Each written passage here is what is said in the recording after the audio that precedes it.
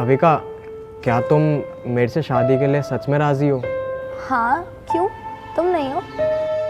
नहीं, ऐसी बात नहीं है, मैं तो राज़ी हूँ, लेकिन मैं ना तुमसे कुछ सवाल करना चाहता हूँ शादी करने से पहले, क्योंकि मैं चाहता हूँ कि तुम्हें मेरे बारे में पता होना चाहिए और मेरे को तुम्हारे बारे में पता होना चाहिए।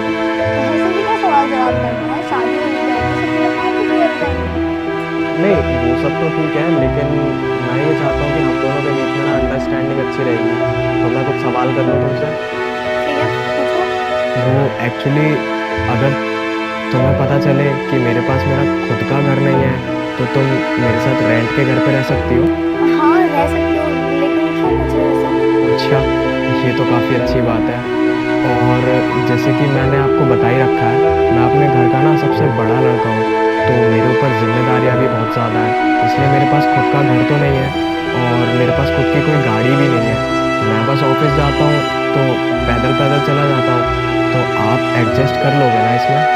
हाँ, मैं एडजस्ट कर सकती हूँ और मुझे इससे क्या ही परेशानी होगी। वैसे आपको पता है, जैसा कि मैंने बताया, मैं घर का बड़ा लड़का हूँ, तो आप भी बड़ी बहू होगी, तो आप मेरे माँ बाप का अच्छे तरीके से ख्याल तो रखोगे ना? और मेरे 2 छोटे भाई भी हैं, उनका भी आपको ख्याल रखना पड़ेगा, जिनमें से एक मेरा छोटा भाई अभी स्कूल जाता है, तो आपको स्कूल छोड़ के भी आना पड़ेगा। उसका ना पूरी माँ की तरह ख्याल रखना पड़ेगा। और हाँ, मेरी माँ की भी तबीयत ख़राब रहती है, तो वो ना मतलब किचन में ज़्यादा काम नहीं कर पाती, तो आप संभाल लोगे ना? अरे तो आप उस बात की फिक्र क्यों कर रहे हो?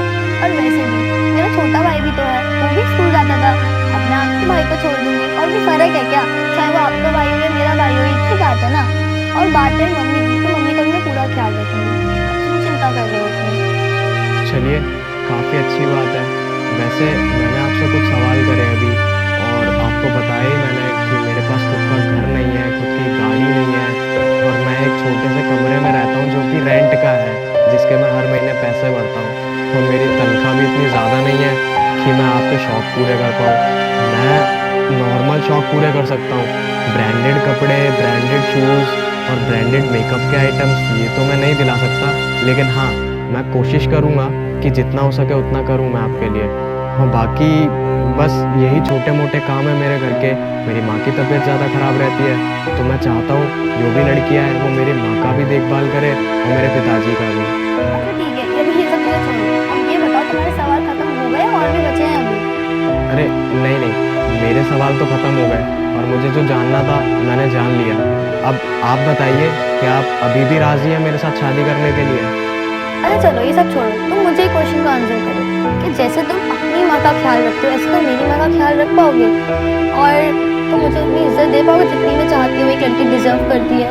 अरे, आप इस बात की चिंता मत कीजिए, मैं आपको अपनी माँ की तरह इज़्ज़त दूँगा। जैसे बचपन से मैंने अपनी माँ के लिए प्रेम रखा है ना, आपका भी उसी हिसाब से ख्याल रखूँगा और आपकी केयर भी पूरी करूँगा। आप इस बात से निश्चिंत रहिए। हाँ, मेरी क्यों बनाओगे शादी के लिए? मेरी तो हाँ है। वैसे भी एक लड़की क्या ही चाहती है कि जो उसका पार्टनर हो उसकी इज्जत करे, उसकी रिस्पेक्ट करे, और वो तुम करने के लिए तैयार हो ना। और वैसे भी पैसों में क्या ही रखा है? माना बहुत सी लड़कियों का सपना होता है कि उसके पास बहुत पैसा हो, गाड़ियाँ हो, घर हो महंगे महंगे। और मेरा ये मानना नहीं है, क्योंकि हर लड़की ना एक जैसी कभी नहीं होती। चलिए, काफ़ी अच्छी बात है। मैं तो ये सोच रहा था कि कभी मेरे को कोई लड़की मिलेगी ही नहीं, क्योंकि मेरे को ये लगता था मेरा घर मकान छोटा है, गाड़ी नहीं है, तो लड़कियों को बस पैसा और शोहरत चाहिए होती है। लेकिन आप तो काफ़ी अलग हैं और लड़कियों से। तो फिर इस हिसाब से आज हमारी ये पहली डेट हुई है, तो क्यों ना एक-एक कॉफ़ी हो जाए? आप रुकिए, मैं कॉफ़ी लेके आता हूँ।